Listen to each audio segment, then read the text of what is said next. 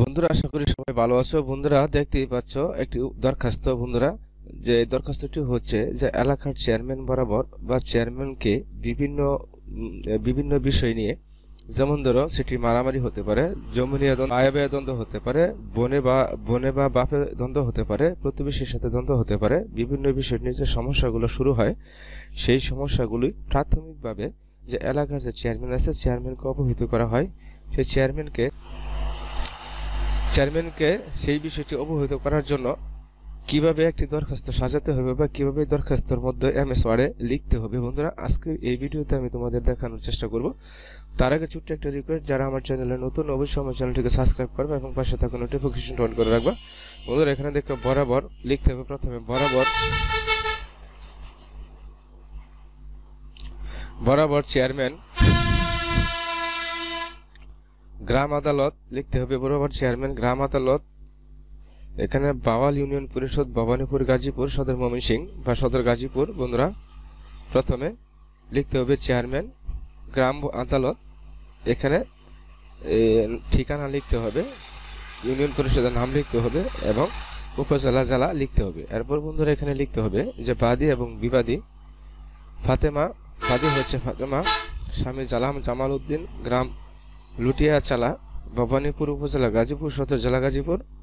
আর এখানে বলা হচ্ছে বিবাদী মোহাম্মদ দেলোয়ার হোসেন দিলু, পিতা মৃত আব্দুর রাজ্জাক, গ্রাম ভাওয়াল, আদর্শ গ্রাম, ভবানীপুর উপজেলা গাজীপুর। এখানে বন্ধুরা একটি টেবিলের মাধ্যমে বা একটি ঘরের মাধ্যমে বাদী এবং বিবাদীর সম্পূর্ণ নাম ঠিকানা সুন্দর করে লিখতে হবে। এরপর লিখতে হবে যে বিষয় সুবিচার পাওয়ার জন্য আবেদন।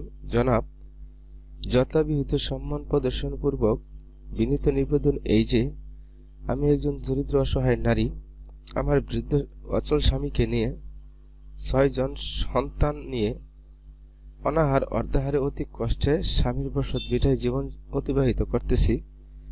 এখানে বলা হচ্ছে যে আমি একজন দরিদ্র অসহায় নারী, আমার বৃদ্ধ অচল স্বামীকে নিয়ে 6 সন্তান সহ অর্ধাহারে অনাহারে অতি কষ্টে স্বামীর বসত ভিটায় জীবন অতিবাহিত করছি। বিবাদী দেলোয়ার আমার স্বামীর বসত ভিটায় লাগানো 5টি কলা গাছ কেটে কলা নিয়ে যায়। যে আমি অত্যন্ত দুর্ভোগ এবং অর্ধাহারে অনাহারে জীবনযাপন করতেছি। এই অবস্থায় বিবাদী দেলোয়ার হোসেন আমার স্বামীর বসত ভিটায় লাগানো কলা গাছ কেটে সেখান থেকে কলা নিয়ে যায়। আমি বাধা দিতে গেলে বিবাদী স্ত্রী, পুত্র, কন্যা সহ আমাকে মারতে আসে এবং অসভ্য ভাষায় গালিগালাজ করে। বন্ধুরা, এখানে বলা হচ্ছে যে স্বামীর বসত ভিটায় যে কলা গাছ সেটি কেটে নেওয়া হয়েছে এবং কলাও নিয়ে গেছে। এখানে বিষয় অন্যটা হতে পারে। এখানে বন্ধুরা যে আমার গরু নিয়ে গেছে, অথবা আমার ছাগল নিয়ে গেছে, অথবা আমার নিজ নামে জারিকৃত সম্পত্তি সে ভাগ বসাতে চাচ্ছে, অথবা সে কোনো কারণ ছাড়াই আমাকে মারতে আসছে। বিভিন্ন কারণ হতে পারে। বন্ধুরা, এই একটি ফরম্যাটে তোমরা যে গ্রাম্য আদালত বা গ্রাম্য চেয়ারম্যানকে অবহিত করতে পারবা।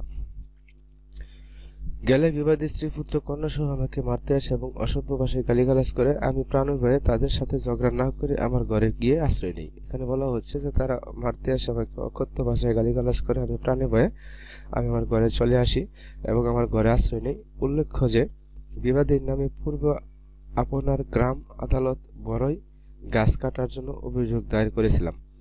বলা হচ্ছে যে পূর্বেও আমি এই বিবাদীর নামে এই বিষয় নিয়ে কমপ্লেন করেছিলাম এবং আপনার আদালত আমার রায় দিলে বিবাদী আমার কাছে মাপ চাইলে ভুল স্বীকার করলে আদালত বিবাদীকে ক্ষমা করে দেয়। এবং এই বিষয়টি আপনার পর্যন্ত আসার পরে বিবাদী আমার কাছে মাপ চায় এবং তার ভুল বুঝতে পারে এবং গ্রাম্য আদালত তাকে মাফ করে দেয়। তারপর থেকে বিবাদী অদ্যাবধি একের পর এক ঝগড়া লাগিয়ে যাচ্ছে। বিবাদী আমাকে বিটাছাড়া করবে বলে হুমকি দেয়। জোর গলায় বলে বেড়ায় যে তুই পরিষদে বিচার দিয়ে আমাকে যদি কিছু করতে পারলে করিস। বিবাদী আরো বলে যে পরিষদের মেম্বার, চেয়ারম্যান আমার লোক, তুই আমাকে কিছু করতে পারবি না।